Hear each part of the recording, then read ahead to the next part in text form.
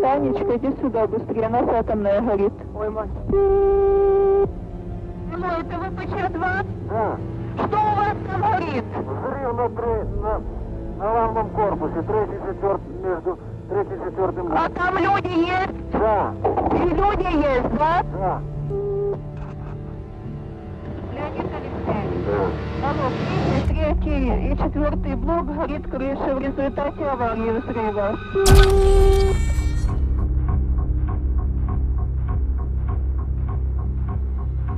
26 de abril de 1986.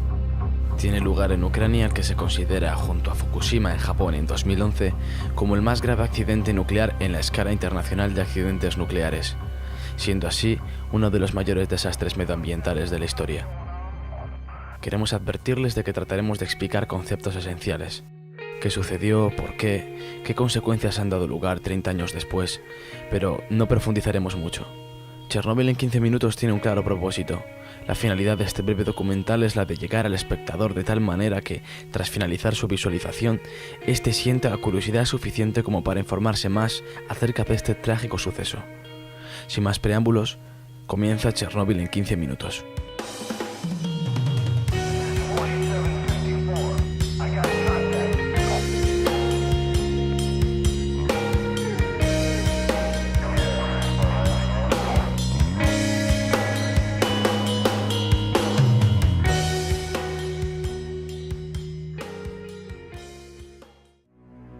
La central nuclear de Chernóbil está situada a 16 kilómetros de la frontera entre Ucrania y de Bielorrusia y a 110 kilómetros al norte de Kiev. Esta central está situada a 14,5 kilómetros al noroeste de la ciudad actual de Chernóbil, pero la ciudad y la planta no estaban directamente relacionadas. Al mismo tiempo que se construía la planta, se construyó la ciudad de Pripyat para los trabajadores de dicha central el 4 de febrero de 1970 a unos 4,7 kilómetros. Esta ciudad llegó a albergar a casi 50.000 personas antes de su evacuación.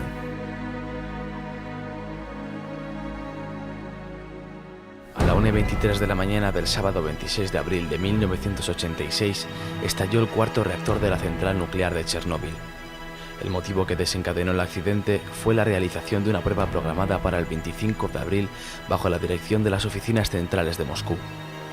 Esta prueba tenía la intención de aumentar la seguridad del reactor. Se trataba de averiguar durante cuánto tiempo la turbina de vapor continuaría generando energía eléctrica una vez cortada la afluencia de vapor. En caso de avería, las bombas refrigerantes de emergencia requerían de un mínimo de potencia para ponerse en marcha, hasta que se arrancaran los generadores diésel, y los técnicos de la planta desconocían si una vez cortada la afluencia de vapor, la inercia de la turbina podía mantener las bombas funcionando. La prueba debía realizarse sin detener la reacción en cadena en el reactor nuclear para evitar un fenómeno conocido como envenenamiento por xenón. A la 1 de la madrugada del día 25 de abril, los ingenieros iniciaron la entrada de las barras del control en el núcleo del reactor con el objetivo de reducir su potencia. Hacia las 23 horas, se habían ajustado los monitores a los niveles más bajos de potencia, pero el operador se olvidó de reprogramar el ordenador para que se mantuviera la potencia entre 700 megavatios y 1000 megavatios térmicos. Por este motivo, la potencia descendió al nivel peligroso de 30 megavatios. Con un nivel tan bajo, los sistemas automáticos pueden detener el reactor debido a su peligrosidad, y por esta razón los operadores desconectaron el sistema de regulación de la potencia, el sistema de emergencia refrigerante del núcleo y otros sistemas de protección cuando el sistema estaba a punto de apagar el reactor nuclear. Con 30 megavatios comienza el envenenamiento por xenón. Al darse cuenta, se extrajeron las barras de control con el fin de evitarlo, aumentando la potencia del reactor nuclear. Los operadores retiraron manualmente demasiadas barras de control. El núcleo del reactor disponía de 170 barras. Las reglas de seguridad exigían que hubiera siempre un mínimo de 30 barras bajadas, y en esta ocasión dejaron solamente 8. Dado que los sistemas de seguridad de la planta quedaron inutilizados y se habían extraído casi todas las barras de control, el reactor de la central quedó en condiciones de operación inestable y extremadamente insegura.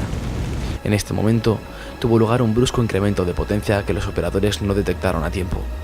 Cuando quisieron bajar de nuevo las barras de control, estas no respondieron debido a que posiblemente ya estaban deformadas por el calor y las desconectaron para permitirles caer por gravedad. Finalmente, el combustible nuclear se desintegró y salió de las vainas, entrando en contacto con el agua empleada para refrigerar el núcleo del reactor.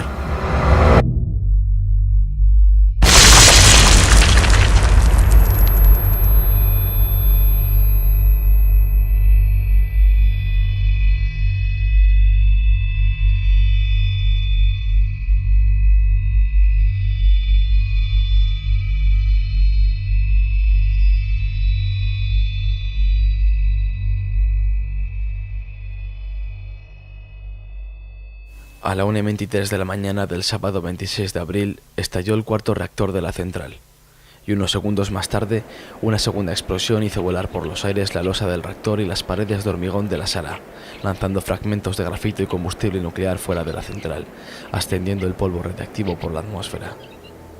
Se estima que la cantidad de material radiactivo liberado fue 200 veces superior al de las bombas atómicas lanzadas sobre Hiroshima y Nagasaki al final de la Segunda Guerra Mundial.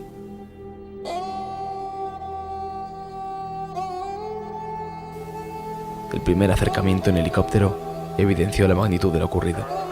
En el núcleo, expuesto a la atmósfera, el grafito del mismo ardía al rojo vivo, mientras que el combustible y otros metales se habían convertido en una masa líquida incandescente. La temperatura alcanzaba los 2500 grados e impulsaba el humo radiactivo en un efecto chimenea a una altura considerable de hasta 1000 metros.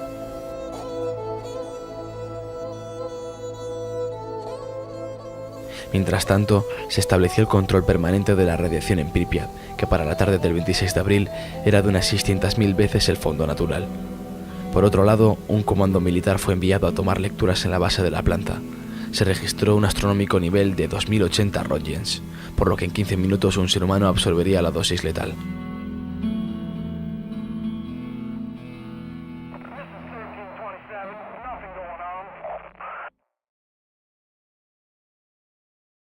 Al mismo tiempo, los responsables de la región comenzaron a preparar la evacuación de la ciudad de Pripyat y de un radio de 10 kilómetros alrededor de la planta. Esta primera evacuación comenzó de forma masiva 36 horas después del accidente y tardó 3 horas en ser concluida. Atención, camaradas. Se ha producido una situación de radiación no controlada en la central nuclear de Chernóbil. Como medida temporal de precaución, se ha decidido evacuar a la población de la ciudad de Pripyat a partir de las 2 de la tarde de hoy, 27 de abril. La evacuación de Chernóbil y de un radio de 30 kilómetros no se llevó a cabo sino hasta el 2 de mayo. Para entonces ya había más de 1000 afectados por lesiones agudas producidas por la radiación.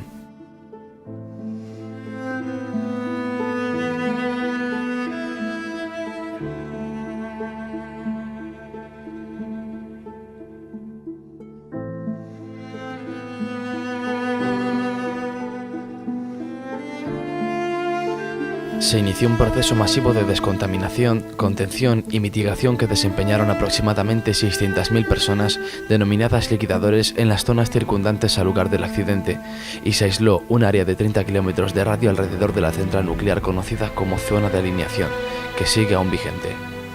Los trabajadores de contención sobre el reactor afectado evitaron una segunda explosión de consecuencias dramáticas que podrían haber dejado inhabitable toda Europa. Se inició el levantamiento de una estructura denominada sarcófago, que envolvería el reactor y lo aislaría del exterior. Las obras duraron un total de 206 días. Este sarcófago se construyó para soportar 30 años de contención. En 2013 se inició la construcción de un nuevo sarcófago, una imponente obra de ingeniería que se ha convertido en la estructura móvil más grande jamás levantada. Una jaula para contener a la bestia que se esconde bajo el primer sarcófago.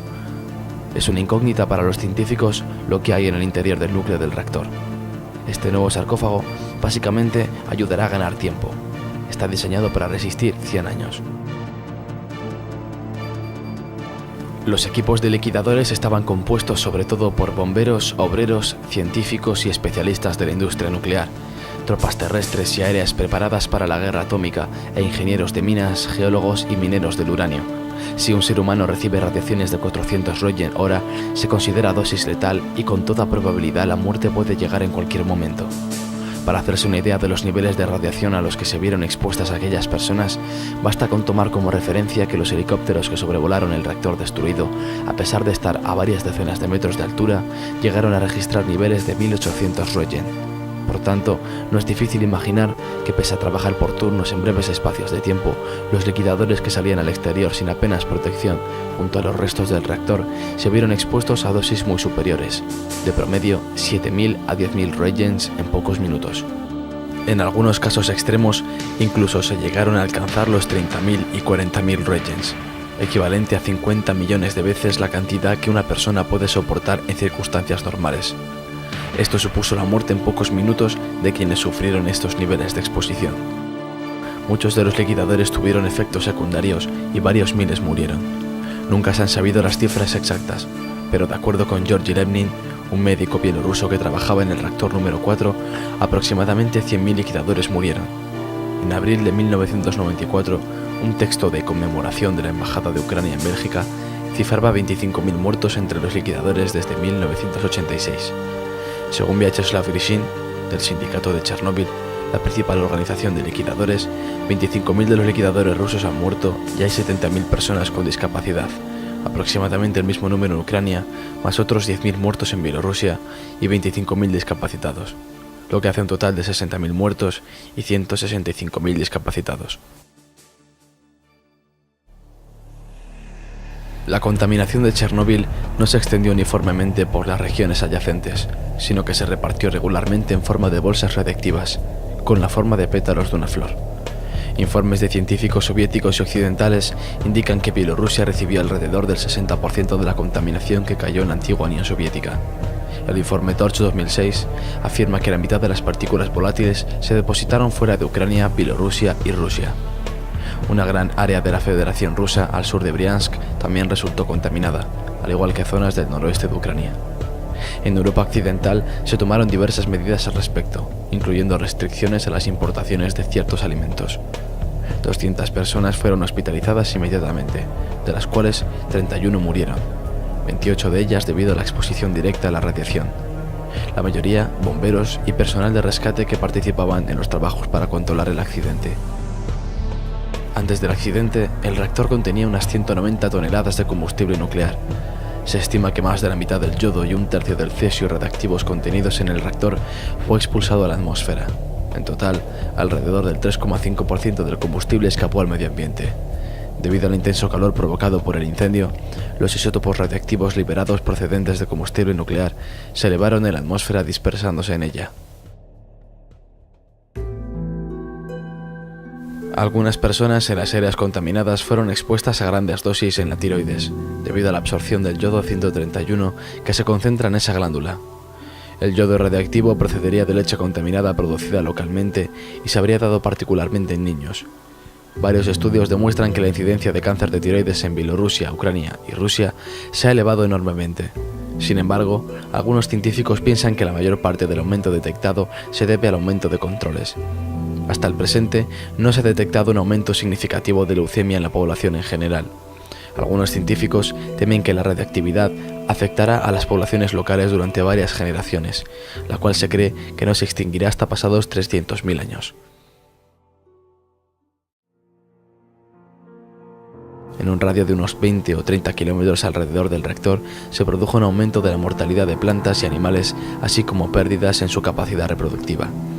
En los años posteriores al desastre, en la zona de exclusión abandonada por el ser humano ha florecido la vida salvaje. Bielorrusia ya ha declarado una reserva natural y en Ucrania existe una propuesta similar. Varias especies de animales salvajes y aves que no se habían visto en la zona antes del desastre se encuentran ahora en abundancia, debido a la ausencia de seres humanos en el área. 30 años después, tras analizar datos históricos, los investigadores concluyen que no se ha producido ningún declive en los años posteriores a la tragedia, únicamente en los primeros 6 meses tras el incendio del reactor, en los que los altísimos niveles de radiación afectaron a la salud y a la reproducción, pero no a largo plazo.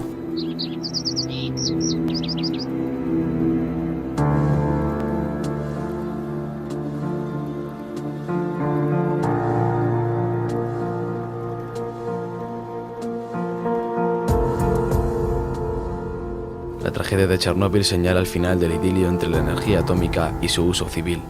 Lo mismo que 40 años antes, la bomba atómica marcó el comienzo del compromiso ético de algunos científicos frente al avance de la ciencia. Solo para algunos, por supuesto, fue el comienzo de un compromiso. Para otros, fue nada más que la consagración de un éxito. Chernóbil supone aún hoy en día un drama real para miles de individuos concretos. Niños deficientes, poblaciones enteras devastadas, campos anegados por la contaminación, el traslado forzoso de personas, traumas, debacle económica y pánico colectivo. Las estimaciones de víctimas varían desde los 4.000 según las Naciones Unidas hasta los 93.000 como consecuencia de la radiación según Greenpeace. Lo que está claro es que el hombre trata de progresar, a veces forzando la maquinaria demasiado, y deja parajes como Pripyat. Algo que nos da que pensar es el hecho de que a pesar de los niveles de contaminación, Chernóbil sea ahora cuna de tanta fauna y flora. Seremos pues más perjudiciales para la naturaleza que un desastre nuclear.